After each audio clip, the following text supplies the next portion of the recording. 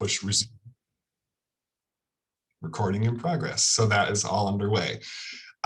Thank you all so much for being here for this conversation today, and special thanks to Dr. Shana Redmond for making the time to be with us today and have this conversation. My name is Marcus Turner. I am the Director of Communications and Audience Services here at the Arvada Center, and I am the duly appointed chair of the task force that handles inclusion, diversity, equity, and access here at the Arvada Center as well. And these types of conversations are important for us as we explore different types of programming that the center offers and make sure that we are covering all different viewpoints from our programs. I'm very, very pleased to introduce Dr. Shana Redmond, who's our conversation today. Dr. Redmond is a professor of ethnomusicology and African American studies at UCLA. Dr. Redmond, would you like to say anything about your CV or your background that brings us to your conversation today? I'll just say that I'm a scholar of race and popular music, and that I'm particularly interested in kind of the political dimensions and the movement capacities of popular music, social movements, and broader protest cultures in the 20th and 21st centuries. Wonderful. So this is a facilitated conversation. So Dr. Redmond and I are I'm going to ask some questions, and she's going to provide some context around some of these larger issues. And then we'll open up for questions. And if there's any questions during the conversation that we're having, by all means, I said, please feel free to put them in the Q&A box, and we will answer those as they come up. So Dr. Redmond, let's start with some context before we dive into some of these deeper issues.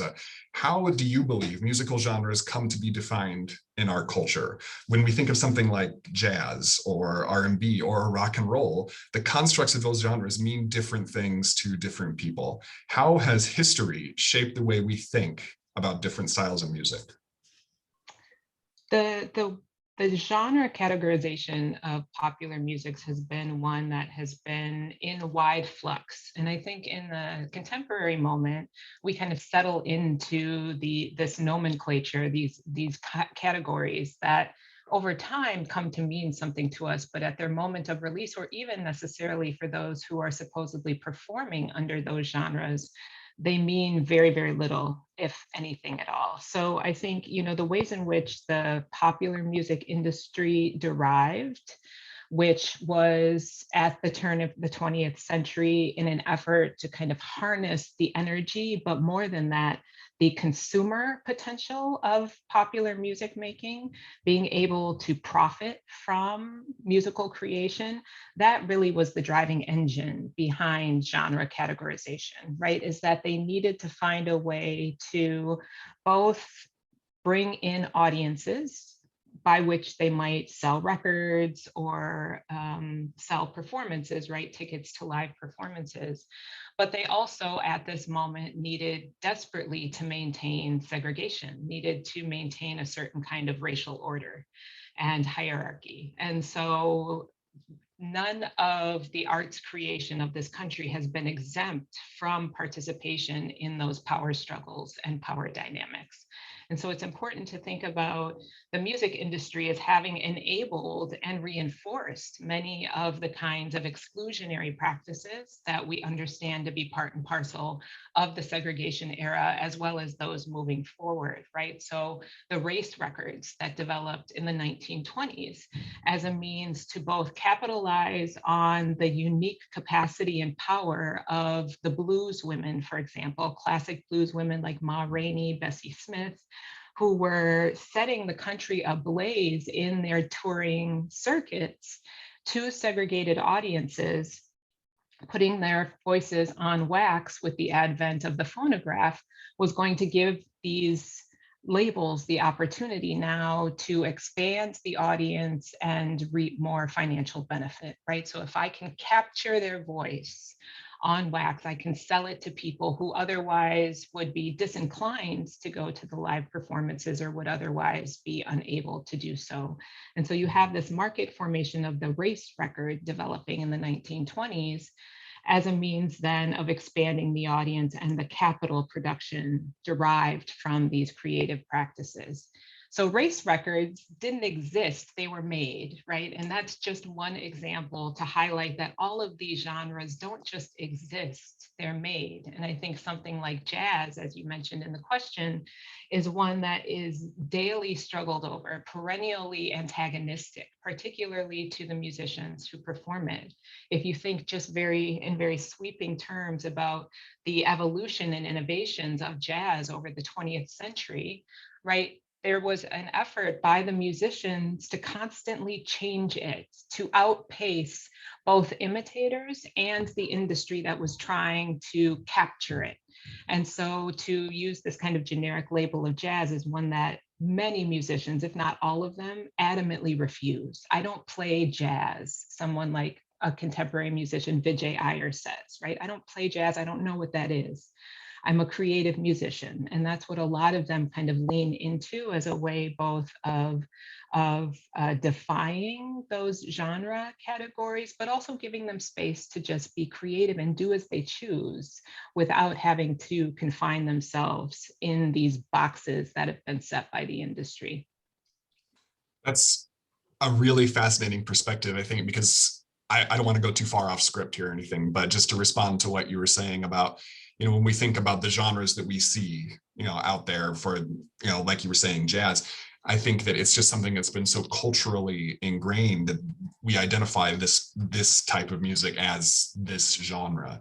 But to Sure. think about it as not something that just sprang organically from the ground, but had this commercialization effort behind it, and the advent of technology that played, the wax technology you were talking about, the phonograph, and how that relates to the contemporary technology that we're seeing affecting the blurring of those genres in so many ways. Right. And, you have, a way that because these genres have taken such root in our purchasing practices, it has now retooled our listening practices, right? Such that if we hear a certain modulation, if we hear a certain instrument, for example, if we hear a banjo, that's meant to pique our ears toward the genre of country. Right. Or perhaps if you know a bit more bluegrass or something like that, some subgenre.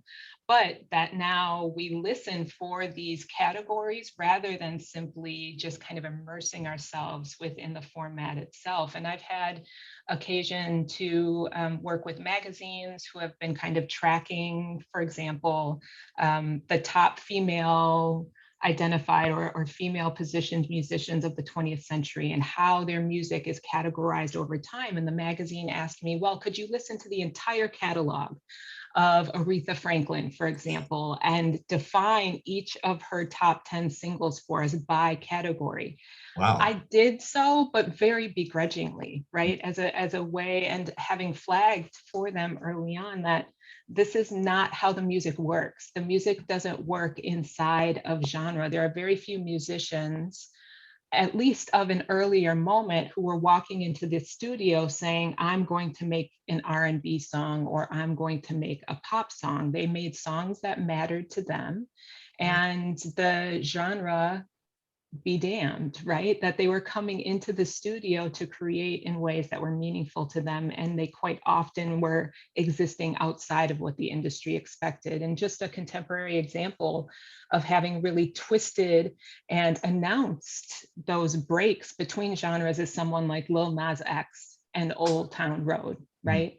Where he was charting on country and hip hop. Billboard finally said, no, we've had enough. This is not country, right? Drawing a line in the sand. Sure. When the audiences were already telling Billboard, yes, it is. Because that kind of market base was desirous of that sound. And so the ways in which just this young person, developing from SoundCloud was already exposing the lie of genre, I think should tell us everything about how we should now listen backwards, that it's always been a lie. Yeah, that's a fascinating contemporary example. That song that has been Lil Nas X song that has been everywhere, that kind of broke down those boundaries. And I think that leads beautifully into kind of the next conversation point, which is that I feel, and this may be my personal opinion, and you feel free to disagree, that it's next to impossible to separate music from a sense of identity. Music creates identity for those who hear it, and for the artists who create it, as you were just saying. When we hear music, like, we're having this conversation as a response to the musical theater production that we have right now, which is Million Dollar Quartet, which is about Elvis Presley, Johnny Cash. When we hear music like classic rock and roll, to use a genre term, can it be separated from that artist's sense of identity? No. I mean, that's the Short long and answer. short of it, right? I mean, I think it's really important to I think being trained as music scholars, or having taken an instrument as a child, or having, developed some kind of long-term investment in musical practice or musical study, we're quite often told that music is universal, right? And that it transgresses all boundaries, that it's kind of this perfect science, right? That can speak to anyone, anywhere, regardless of language, regardless of identity position. And it's just not true, right? I think that there are pieces and performance practices and techniques that absolutely speak to many different types of people, and that shouldn't be ignored, but that doesn't mean it's absent identity. It's important to actually be mindful of these things, and we see it happen regularly in popular music, right? Particularly in this moment, again, if I might be super contemporary in thinking about cancel culture, right? That the way that people live their lives impacts our ability to listen to them, to watch them on screen, to follow them as political leadership. All of these things are imbricated inside of, or encapsulated inside of, those musical performances. So it matters that the type of person that I'm spending my money on, or that I'm spending my time on, actually, in some respects, either reflects or is sympathetic to my values or my position in the world, right? And so this is why you have a situation with someone like a Michael Jackson, right, who was so troubling for so many people because of his identity, because the flux in his identity, because of his indecipherability, because of all of these things, that he becomes a different kind of figure outside of the music, right? That the music is just part of him. The music is only part of all of these people. And it's important to be mindful of how identity plays a role, not simply in how we listen to them, although that's a huge portion of it, but also how we understand them in the world, because these are not gods, right? These are people who walk the earth just like us. And so the ways in which we understand them in the world matters in how we receive their music. Right. When I was in music school, it was a common for, this approach to this general popular term that music is a universal language. Is, I think, as you start to think more deeply about music and culture and identity and all of these broad sweeping concepts, that premise starts to melt away very, very quickly, that music is universal, because there are so many factors of individuality, identity that play into that. And I think, with the access that we have nowadays, I mean, I'm just imagining if someone like Elvis Presley was on Instagram or Facebook or sharing these details about his life, would he have been received in the same way? Would his music have been received in the same way as it was when he was making his hits? It's an interesting thing, I think, to posit or think about. But yeah, and the types of access that we have to our celebrities now, which is still finite, right? They're heavily curating what they reveal to us. But even the perception or the assumption of access, I think, gives us a different relationship to our musicians. And so certainly there are elements of that that have now begun to determine or shape or contour how we listen to these musicians. Right. And I think, again, that leads into our next discussion point, which is, we've been in popular culture and culture in general, we've been hearing the term cultural appropriation, I think, used more and more frequently in mainstream media and things like that. And just for those listening I'll give you the Oxford Dictionary definition of cultural appropriation: the unacknowledged or inappropriate adoption of the customs, practices, ideas, etc., of one people or society by members of another, and typically more dominant people. That's the Oxford Dictionary. When we see figures like Elvis Presley say that he was inspired by Black gospel music, is that cultural appropriation, or is it more nuance, or is there a broader way to approach these types of statements made by these iconic artists, or these artists that we had this access to? Yeah, I think everything has to be kind of taken at the granular level to the extent possible, right? Because there are so many dynamics at play. There are real evidences of synergy between Elvis and Black communities, right? It's been revealed in the historiography. People understand this. While at the same time, we have to be really aware of the uneven dynamics that produced a superstar like Elvis Presley, right? Someone who is identified as the kind of iconic image of rock and roll, right? Even as we recognize, and that the literature has revealed, that he was heavily drawing upon Black musical cultures, right? And it's beyond kind of a simple acknowledgement, right? It's like writing kind of a thank you note, rather than being able to say, no, my so much of how I performed, so much of my technique, so much of my innovations in popular music were drawn directly from, if not cribbed very identically, right, mirroring these other cultures. And I think this is where the industry has a really nefarious role in these kinds of productions, right, is that musicians, even at the moment of an Elvis Presley, were crafted for particular agendas and ends. It's not to say he had no agency or no choice in how he was performing. He did, but there were certain things that the industry was interested in, was pursuing in this moment of television in particular, right? And Elvis kind of blows up as someone to be seen, not just heard, but to be seen. He makes the radio nearly obsolete in some respects for the popular musician, or at least now the popular musician also had to have some kind of telepresence. You had to be able to go on television and perform in order to achieve anything approaching the level of an Elvis Presley. And I think the industry then needs to be held accountable, because it's not just about saying, yes, Black folks influenced me, or I listened to Black musicians. It's to say, I took royalties from Black musicians. I actively submerged the names of Black writers, Black collaborators, Black choreographers, right? All of these people who were helping to make the product of an Elvis Presley, or any number of musicians that we might pull out from the roster of 20th century iconography, right? That Black musicians were always there.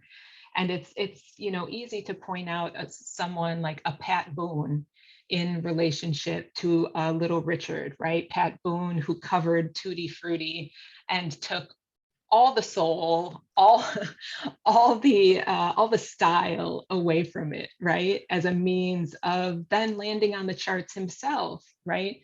But it is to say that the industry has, in some very insidious ways, always been driven, that Black musical cultures have always been the engine of US popular music industries. And the ways in which we don't know that story then means that these white musicians, whose names we do know, need to be put under some intense scrutiny. What is the background that allowed for us now to know this person as a godfather, as a father, even as a godmother, right? Because there were white women who came into popular music who also were tutored, mentored, mimicking Black women musicians whose names we may never know, right? And so I think we have to put a lot of attention to these submerged histories, and looking again at the granular or foundational level, such that we know the more kind of accurate, fuller picture, but while also holding the industry accountable for many of these things. It's in some respects that language of follow the money, right? If you follow the money, then you know the origin, you know the source. Right. See the people who have not profited, and then you'll know something more of this popular music history. And I think, without getting without having too much hyperbole about the whole thing, I think that's why these types of conversations are really important to have, because we can listen to Elvis Presley's music, or we can listen to Carl Perkins' music, and we can enjoy that music, but to take a fuller and richer understanding of how that white artist came to understand that music or came to create that music through other creators that have gone unacknowledged, I think creates a richer understanding and a richer listening experience of that Yes, music.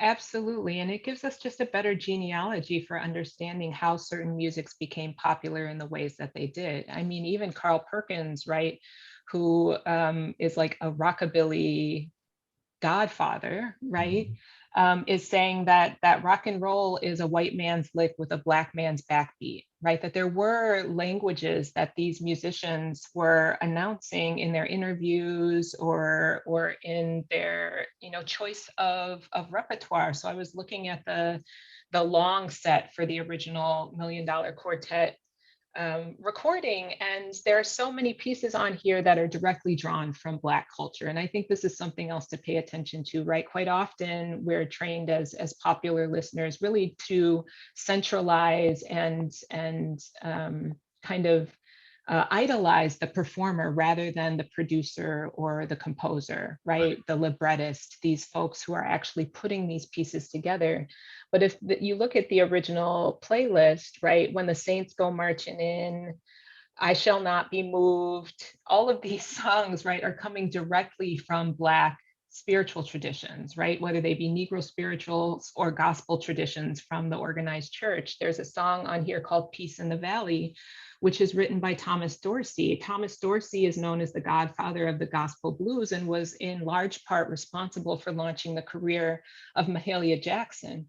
So you have all of these people. Clara Ward's song, I Just Can't Make It By Myself, is on this set list. Clara Ward, who's part of the Ward Sisters, this famed gospel group of sisters, right? So these are the types of influences that they're drawing on. And it's not enough of an homage just to sing their song, Right. right? It's not enough to just say, well, I'm honoring you by singing your song, right? It's not enough, actually.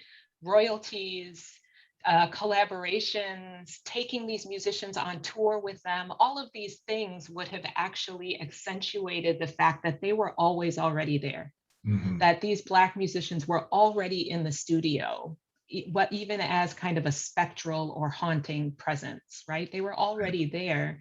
And so there are many, many other ways by which white musicians have the opportunity to actually acknowledge that fact and to make it real for listeners, because that's part of the heavy lifting, Right. right? Is not just to say to other musicians, well, I've worked with this fabulous backing musician or composer or whomever, but to actually make it real for the listeners in a way that the listeners now will say, oh, I really liked that song. I'm going to go listen to more Thomas Dorsey, or Mhm. I'm going to listen to more Clara Ward, so that some of the interest and the proceeds are actually reaching those musicians directly. Right. Right. That's a really, to touch on that material aspect of the acknowledgement or of the cycle almost of, and I think what you were saying earlier applies to this conversation as well, in the sense of the industry, making Mhm. sure that those fences were built up between what was considered the genre of gospel music versus Right, this new genre of rock and roll right. music. And I can't help but wonder if it was just this tacit assumption of white folks won't listen to gospel Yeah, music, so we don't. Why should we put our money behind that? You know, yeah, yeah. And of course that they were making that assumption because they had already constructed a market that made that possible, right? They had already right, created a market that made gospel a Black category of musical listening, that made R&B, rhythm and blues, a Black category of listening, right? And they continued to segregate those charts and segregate those radio stations as a means then of keeping these genres separate, that we could make money both from our race records side of the label and our popular music side of the label, which is explicitly white listeners, right? right, Explicitly for white listeners. right. And the more that you have, and this is in part what's so generative about studying the history of rock and roll, is that those lines don't hold even as much as the Black musicians were erased from the story. This is part of why they're erased, is to hold the genre line for the industry. Right. right? Otherwise, the musicians themselves know that the Black folks are already there. They know that Ike Turner had recorded in Sun Records in Memphis, which is the studio where the $1 Million Quartet took place. They knew he had just recorded there one of the singles that is now kind of lauded as one of the first singles of rock and roll, called Rocket 88.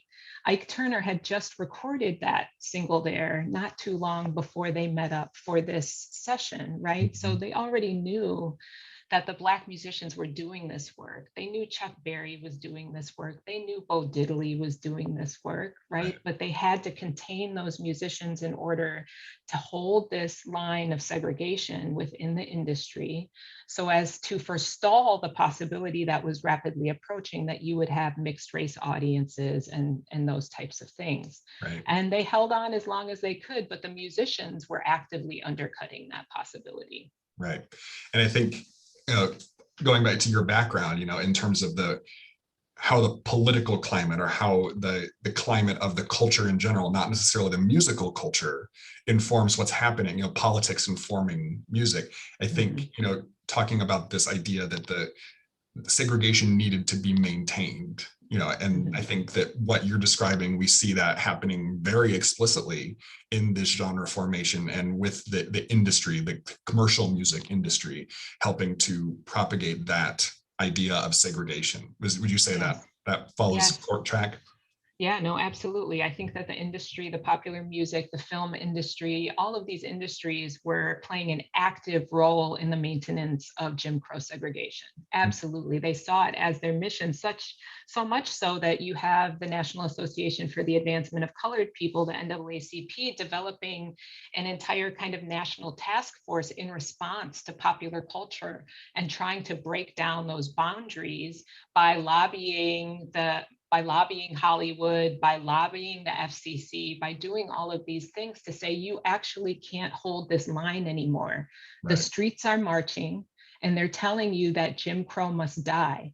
So you have to reflect that in popular culture. You have to allow these kinds of narratives to surface. And this is happening as early as 1949, if not earlier, right? And so you have the situation where people's movements are in direct antagonism with the popular culture and are constantly challenging it. And that ultimately is what broke the levee, right? That the musicians who chose to cast their lot with people's movements, but also who were secretly or not so secretly visiting Black clubs, Black churches, all of these things, and collaborating with one another in meaningful ways, then began to disintegrate alongside this youth culture for whom segregation was making less and less sense. It just doesn't make sense anymore for me to be kept from these ideas, these people, these sounds. And so all of these things kind of collided very explosively. And this is in part why the 1950s are a really integral moment.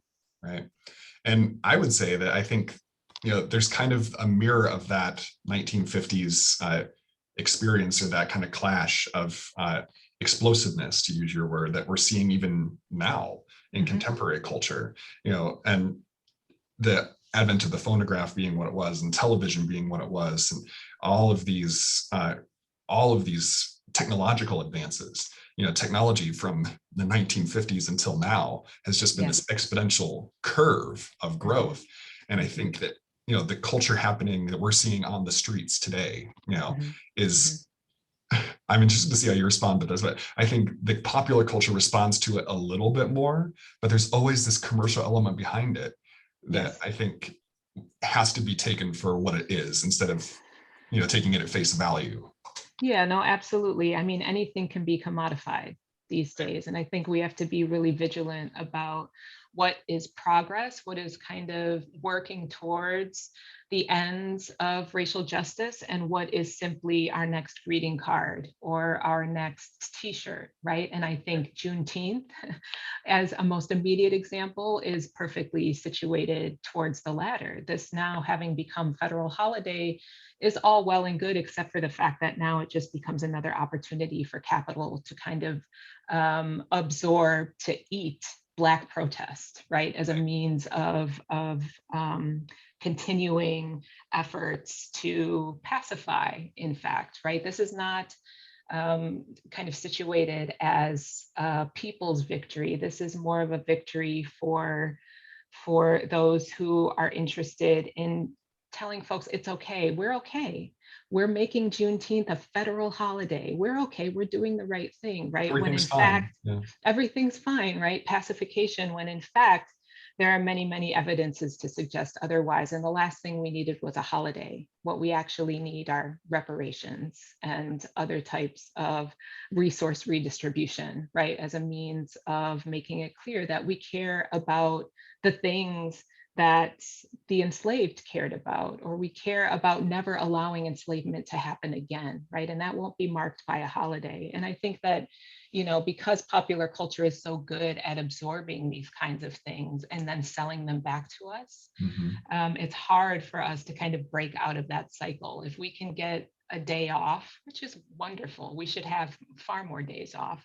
But if we can get, a new latte at Starbucks, or, whatever else based on the kind of tensions of the moment, then sometimes that is seen as an end when that really is at best a beginning.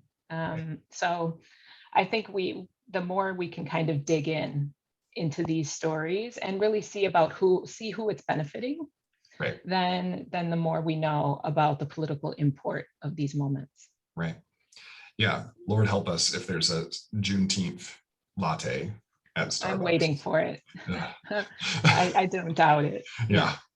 I think, this idea of commercialization also touches on the point. I know we're off the question, but we touched on so many different points here that it's fascinating. So touches on the point of access to the artists, that you have someone who, if you really were to dig into the story of someone like Elvis Presley, you could and maybe attach a sense of hillbilly, sorry for an offensive term, a naivete to someone like him.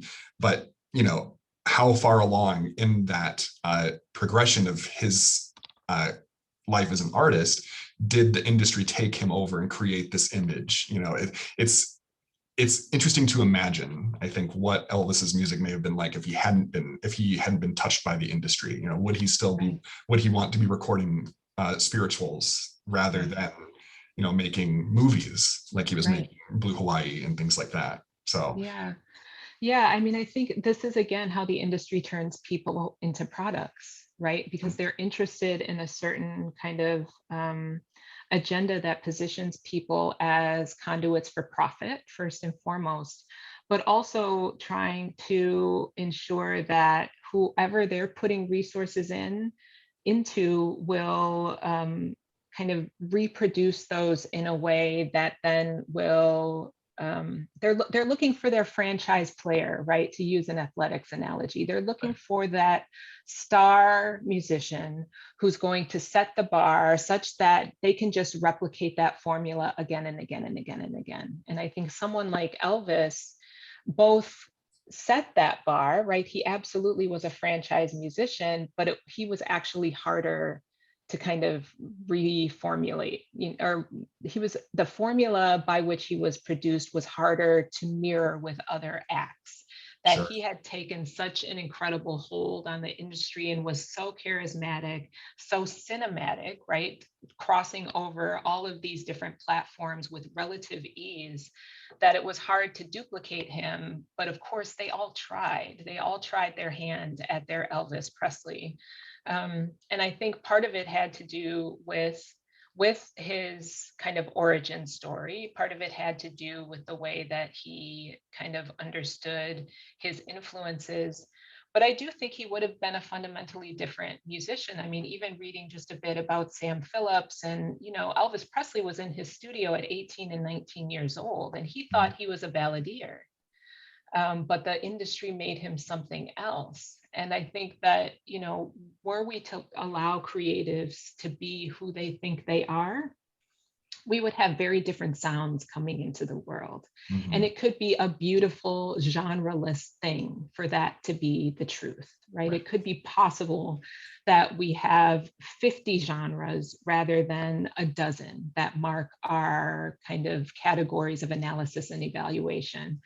But I think that the industry works very, very hard to reproduce itself, and they have a very, very narrow sense of how that might be made possible. To reproduce the industry is to reproduce the sounds. And so we have this kind of cyclical nature of the music being produced, such that people are funneled into the machine and they come out looking very similar to someone who came before them. And that's kind of the profit margin. Right.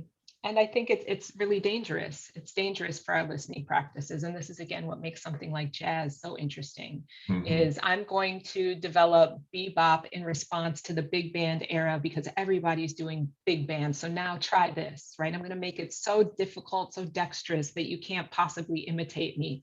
Right. Oh, you've got bebop now. Now I'm going to move into free, and I'm going to do all of these things that have no time or place, right? That all of this constant innovation, it's not necessarily open in the same way in the popular format, because in part we're still working through this industry, right? Where musical formats are meant to only last between 3 and 4.5 minutes, right? For any given single, all of these things that are meant to restrict rather than to allow for kind of capacious engagement. Right. And I think I'm hopeful that the level of discourse that like what we're, the conversation that we're having now is allowing us to re-examine, the kind of these, like we're talking about Elvis Presley and these iconic figures, and kind of take a deeper look at what we think we know, And at this moment, how can we is there a way to find a balance between critical engagement with these artists and honoring and celebrating the Black musicians and artists that informed and created this kind of popular music, the rock and roll music, jazz music that we're talking about?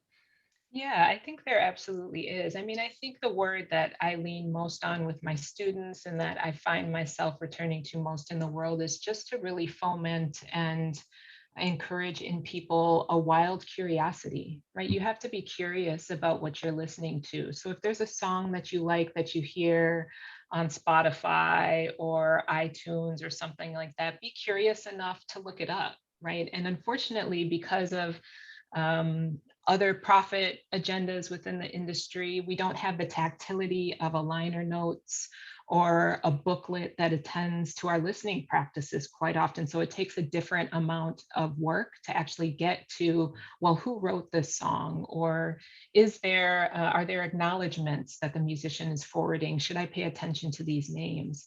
But I think to be able and willing to read around the artist, to read interviews they've offered, because quite often that's where we'll find them speaking to their influences. Who are the people who they were listening to when they wrote the album or as they were growing up? And who are the musicians? Who are the studio musicians? I mean, there are a lot of our histories in popular music are actually driven by the names of folks we'll never know. You think about the Motown sound, a lot of that was driven by the studio musicians, right? Yes, we know Marvin Gaye and Stevie Wonder and Tammy Terrell and all of these amazing vocalists and musicians, but do you know the Funk Brothers behind them who made the Motown sound from the studio in Detroit, right? That were setting kind of the standards for popular music in that moment. I think we have to be a lot more curious. And from that curiosity, hopefully we'll get to some of these interventions that might make our listening practices deeper and richer and more representative. Yeah. And I want to jump over because we have some Q&A questions coming in. I think this is a good segue into some of the questions that we've been getting, which is, jumping back to what we were talking about the possible commercialization of things like Juneteenth, and, what can a place like the Arvada Center say about producing a musical like $1 Million Quartet, which celebrates music that was stolen from Black artists, And I think this plays into the conversation that we're having here, is that producing artists, or producers rather, are offered this opportunity to provide educational resources or to provide opportunities for wild curiosity. Right. Maybe I'm a little bit of a cockeyed optimist, but I like to assume that people will want to learn more rather than sit and look at things at face value. So I think, for us, we want to be able to, and I hope that this is kind of the turning tide of what we're seeing in the national arts sector, is we want to be able to provide these opportunities for deeper engagement and for richer listening experience and richer viewing experiences. And also taking, there has to be a systemic look at the systems and policies in place. That's kind of further down the line. I don't know if you wanted to comment on that. I'm sure you do. Yeah, I mean, I think there are a lot of ways of addressing these things. I mean, there's colorblind casting as one option, right? There's pre-show kind of educational conversations, right, with people who know the histories of Black music, who know the kinds of interactions that were happening at this specific moment between the musicians, right, who know some of the histories of listening practices of this moment. There's the opportunity to bring Black playwrights in to respond to the musical, right? Maybe to write their own one-act plays that you then perform as a dual kind of partnering piece to performance or showcase of the musical, right? There are all types of ways that I think we can pivot around these pieces that already exist in the world, that are telling particular kinds of stories. There are, you could have someone come in who writes a biomythography of one of the 4 characters that actually showcases their engagements with the Black world, with Black culture, with the Black communities around whom they lived, right? There are all of these different ways that I think it could be addressed at a place like Arvada in response to this kind of staging.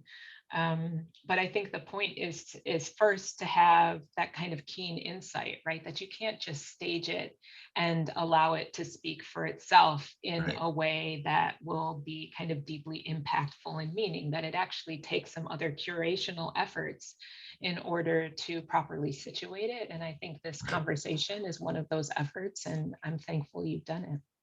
Well, I'm thankful for all those ideas because I just wrote them all down in my mind. And, props for the $5 word biomythography of the day. And this kind of another Q&A question that came in was, should it be the responsibility of the producing art center to communicate points like what we were just discussing, or how much faith can we put in audience goers to be able to go and look up these types of things and do their homework? And I have thoughts about this, but I'm interested to hear what you think as, primarily the expert. I think it's both. I think it has to be both the responsibility of the producing entity as well as the audience member, right? Again, that you come in with a sense of interest and intrigue around these performances, that you come to be taught, but also to challenge, right? Because education at its best is didactic. And is Socratic in that it's, well, let me use the language of Black musics, right? That it's antiphonal, that there's a call and a response, that people are engaging in a conversation that's happening continually. I try to go to films, theater, etc., musical performances with something to say, as well as something to be told, also being open to being told, right? And so I think there's an opportunity to encourage audience members to come in with a vested interest in the story that's being told. One that need not be the gospel end of the story, that this is a beginning and that you have a role to play in actually telling this animated, living story. I think that's part of what I love about popular culture, that it's not meant to be a calcified, singular kind of isolated incident. This is a living document. All of these songs, all of these performances, especially on the stage, right, are living documents. And so they're up for negotiation. And we should enter any of these performances as such. This is a negotiation between us all. And that those opportunities then might produce something even more spectacular. Right. I love that comparison of it just came into the chat here, but the call and response, that antiphonal sense of, and I think this, I don't want to get too deep into the doldrums of what COVID was like for artists and for the creative sector, but I think one of the ongoing themes that we heard throughout the shutdown and throughout quarantine was, there was this big shift to virtual programming, which created new ways of experiencing the arts, but at the same time, it created this absence makes the heart grow fonder feeling of that live experience, of that opportunity for interaction, for education, for discourse, for response from an audience, and I think that sometimes, alluding to what you were saying, is audiences come in and get in this sense of comfort where they want to be comforted, or they want to be held by an artist, by a play, by a concert, whatever. And I think that's a fine experience, but it's not the only experience that producers or artists or anyone can give. There was this whole sense of in film, like the sense of escapism, and I think that that's become very prevalent. I go to the film, I go to theater because I want to escape, and that's not the only thing that we can do. So how does an audience member know? This is another question that came in. How does an audience member know that there's going to be things that they're going to have to research? I think it falls to us. Yeah, absolutely. I think there are ways of flagging that in promotions for events. Maybe you send out, a cheat sheet along with your promotions about, well, these are the types of questions that are begged by this performance, right? There are many, many other questions that you might bring to it, but these are some that we've, kind of decided upon, or in consultation with groups and communities have decided as kind of preliminary investments that we hope you'll bring with you to the performance. And then giving people the opportunity to air those or respond to those in kind, I think is really, really helpful, because this not only allows for the performance itself to be differently influential and differently meaningful, but it also makes for that relationship between the audience and the provider something that is kind of dually compelling, right? That I'm not just asking Arvada for a service. Arvada is also asking us into their process, asking the audience in to actually influence the kinds of thought that is produced from these moments, because that too is what art does, right? Is it creates discourse, it creates thought and debate in ways that are educational for people, whether it's structurally set up as such or not. And so to really lean into that, I think, is an important element, especially with these texts, where there's so much more history to be known beyond what happens on stage. Right. Yeah, the deeper look, like we were saying, these enriching listening or enriching viewing experiences. There was a question a while back kind of talking about I know we're in the Q&A portion now, so I didn't really transition into Q&A, but we just kind of happened organically, which is great. So when we were talking about, the definition of genres, and things like that, and we had someone put in the Q&A about, the classical music stations like National Public Radio starting to play, some of Broadway musical, type things. And, are we seeing a shift in where those genres are breaking down now in contemporary culture, or is it still just, guarded and fenced off? I think there's evidence to support both. I think there's evidence to support the fact that those genres are blurring. I think the introduction of significant musical theater knowledge and performance into kind of classical listening, I think my own department is a perfect example of that. So I'm in the musicology department at UCLA. Many of my colleagues were trained in this older guard of Western musical notation and theory around classical musicians, your Bachs, your Beethovens, Brahms, Haydn, etc.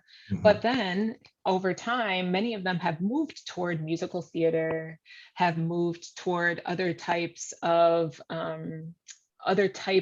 more popular culture leaning musical performances, not only because they were curious about it, but also because the students were demanding it, right? I think our audiences for certain types of musical techniques and performances are waning, and the industry will do anything to continue itself, to reproduce itself, right? So it will adjust to listening audiences. It will adjust, and this is what rock and roll again reveals, right?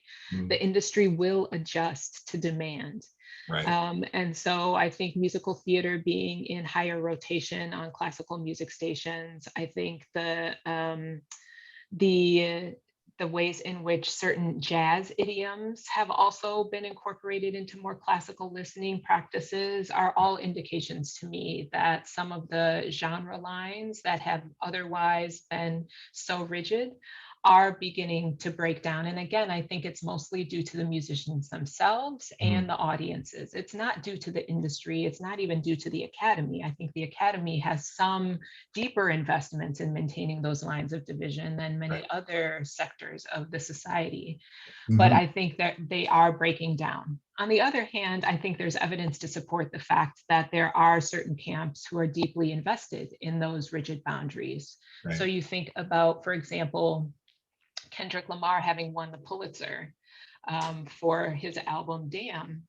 There was a lot of debate around that, maybe not on kind of a meta media scale, right? On the meta media scale, many people were supportive of it, but under the surface, there was a lot of contention around it, right? Because that award typically goes to a contemporary composer in a more traditional sense, even if the format itself is minimalism or avant-gardism. This is meant to go to someone who identifies themselves as a composer. This is traditionally where the award has gone. And so for an MC, a hip hop MC, to have won the Pulitzer for music is anathema to the history of that award. And did ruffle many, many feathers. And it just revealed again that there are camps, people are committed to these genres, are committed to the hard and fast divisions between them. And especially when there are resources at stake, right? Again, kind of following the money. When there are resources at stake, people will reveal where they stand on this issue. So I think it's a both and, as so much of history is, but is something that I think leans far more heavily toward the former, toward the disintegration end of the spectrum than it does the kind of rigidity end of the spectrum. Right. That's wonderful and beautiful. Thank you for that insight.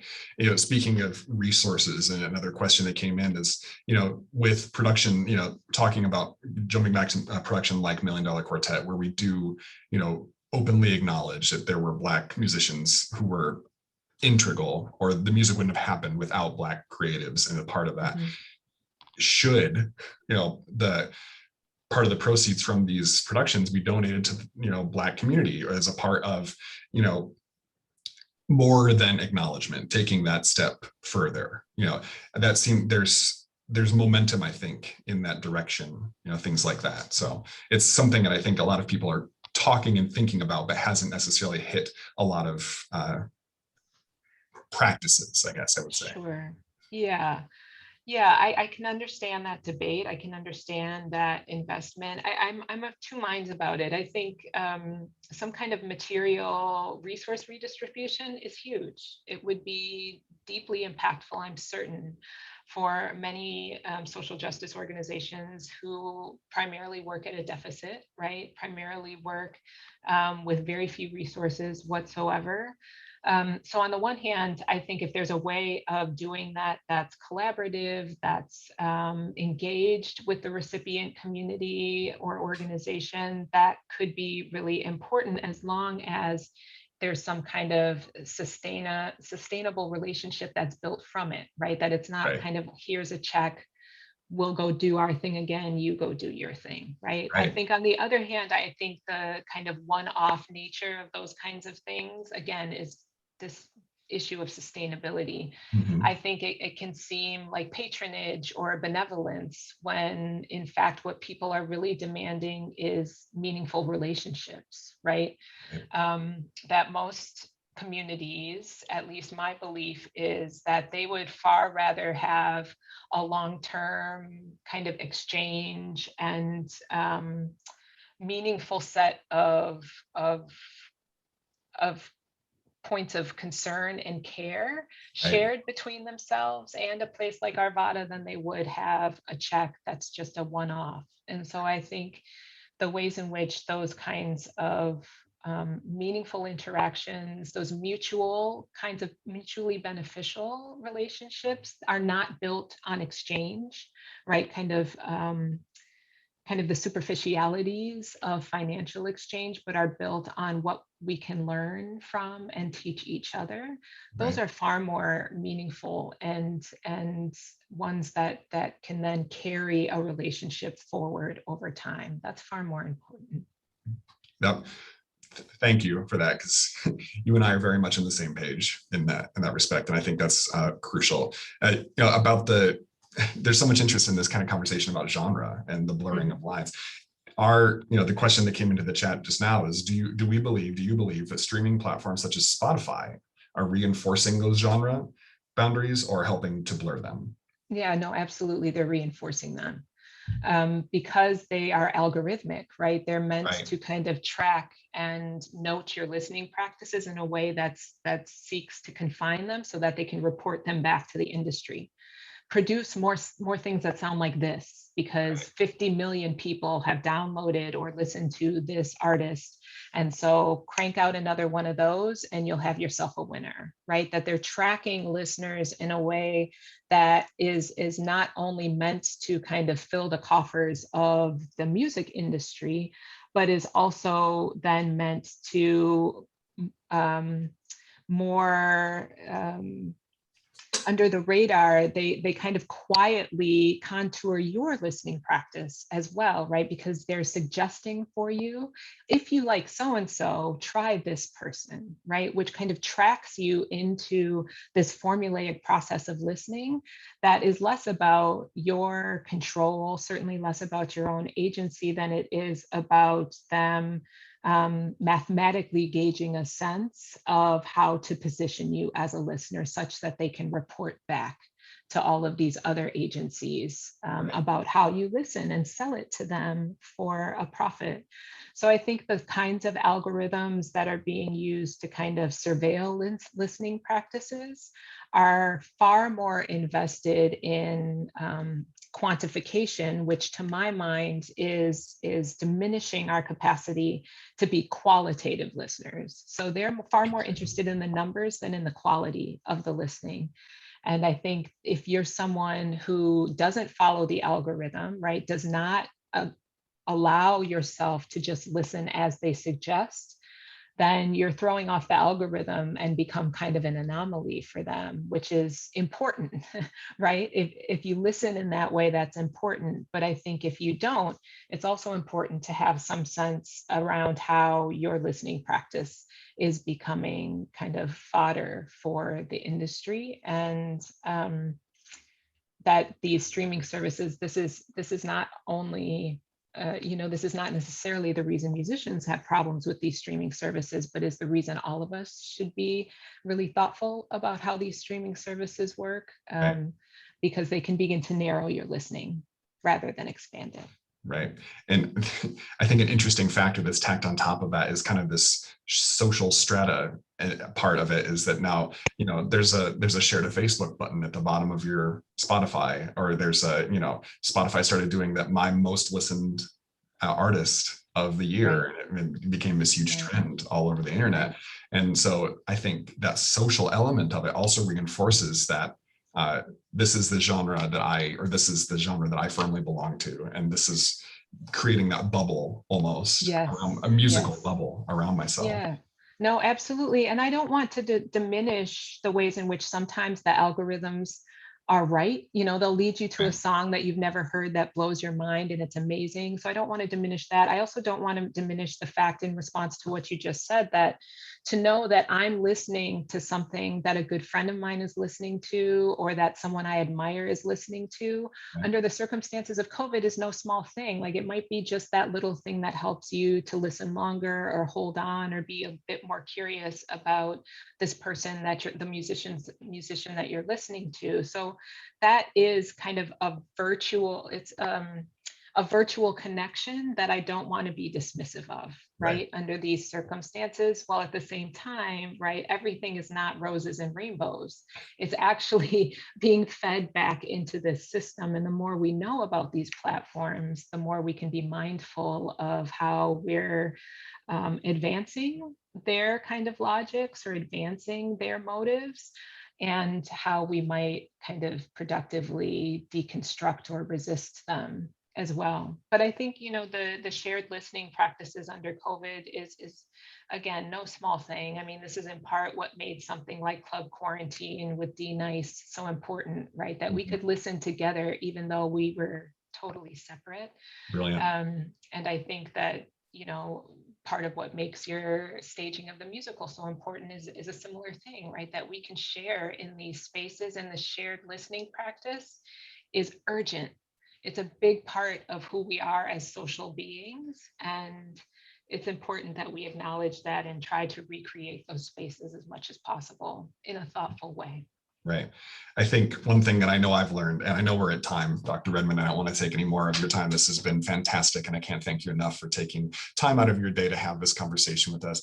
I think the theme that I'm taking away from this is that there's work for us in the producing side to do, to ensure that there's opportunities for additional discourse, for additional education, for additional thoughtfulness about the work that's being presented. And entertainment for entertainment's sake is a fine thing, but there's so much more to that. And those, whether it's on the artist side or whether it's on the producer side, there's room for us to do more, I think, and create a richer viewing experience, listening experience that can only make a audience more full after a show, after a production or a concert. Absolutely, and makes the production that much more meaningful. You've actually learned something, you've been challenged, and that's an important part of the experience also. Right. We didn't get to every single question, but I do want to be mindful of time. So like I said, this conversation was recorded, and if you were able to register for the webinar today, we will send the recording out so you can take a listen or take a look if you weren't able to watch the whole thing. Again, Dr. Redmond, thank you so much for taking the time to speak with us today. Are there any final thoughts or final shares that you would like, resources or anything that you'd like to share with us before we sign off? No, just be, again, curious. There are many different kinds of public knowledge that are available to folks in linking these histories and thinking through your favorite artist and some of their influences. I have books. I've written about Paul Robeson. I've written about music and social movements, but there are many, many resources available to people in kind of being curious about how we come to know the world as we do through sound. And the more we can pay attention to that, the better we listen, the better we live, and the world changes from that. There's the name of your next book, Knowing the World Through Sound. Yes, thank you. That's a great thing to start. So thank you very much, everyone. We will send out the recording after the fact. So Dr. Redmond, we'll be right back, and then we'll take care of our after the fact. Thank you. Thanks, everyone.